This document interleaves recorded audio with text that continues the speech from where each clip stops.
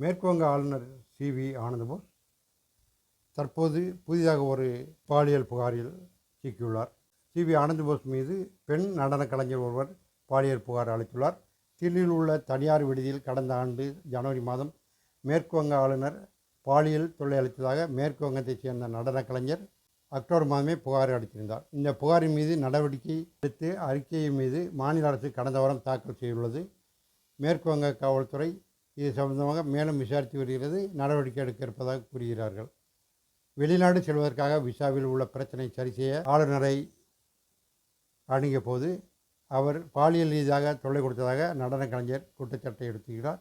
விசாவில் உள்ள பிரச்சனைகளை சரி செய்தவுடன் வெளியுறவுத்துறை அமைச்சக அதிகாரிகளை சந்திக்க வேண்டும் என்று தெரிவித்த ஆளுநர் தில்லி செல்வதற்காக விமான டிக்கெட் கடந்த ஜனவரி 5-6 நாட்களில் விடுதி அறையில் தங்குவதற்காக ஆவணங்கள் உள்ளிட்டவை எடுத்து தனக்கு அனுப்பியதாக என்றும் அந்த நடன கலைஞர் புகாரில் தெரிவித்துள்ளார்.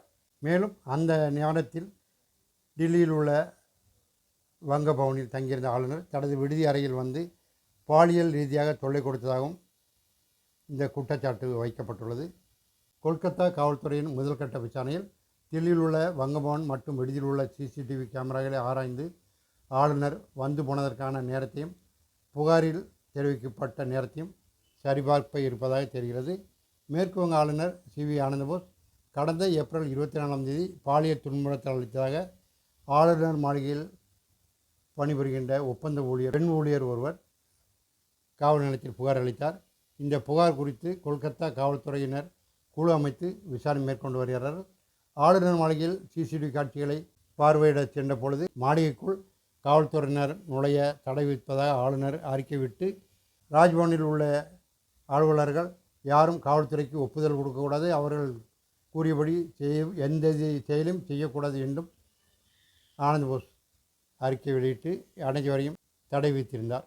பதவியில் இருக்கும்போது ஆளுநர் மீது எந்த குற்றவியல் வழக்குகளையும் தொடுக்க முடியாது என அரசியலமைப்பு சட்டம் 360 குறிப்பிடப்பட்டுள்ளது. இதனை வைத்துக்கொண்டு தற்போது உள்ள ஆளுநர்கள், அதாவது பாஜக நியமித்த ஆளுநர்கள் அனைவரும் ஏட்டி போட்டியாக ஏற்கு மாறாக பல செயல்களை செய்து கொண்டிருக்கிறார்கள். இதில் பாலியல் குற்றச்சாட்டுகளும் பல உள்ளன. இந்த ஆனந்தபோஸ் ஆளுநர் பதவி ஏற்பதற்கு முன் 1977 ஆண்டு IAS அதிகாரியாக ஆனார். மாவட்ட ஆட்சியர், முதன்மைச் செயலாளர், கூடுதல் தலைமைச் செயலாளர் உள்ளிட்ட பதவிகளை ஒழித்து பாஜக சார்பாக செயல்பட்டு கொண்டிருந்தார். மேற்கு வங்க மாநிலத்தின் ஆளுநராக 2022 நவம்பர் 17 நியமனம் செய்யப்பட்டார். அதன்பின் மேற்கு வங்க அரசுக்கு தன்னால் முடிந்த குடைச்சல்களை தமிழ்நாடு ஆளுநர் RN ரவி கொடுப்பது போல் கொடுத்து கொண்டே இருந்தார். தற்போது 2 பாலியல் வழக்குகளில் சிக்கியுள்ளார்.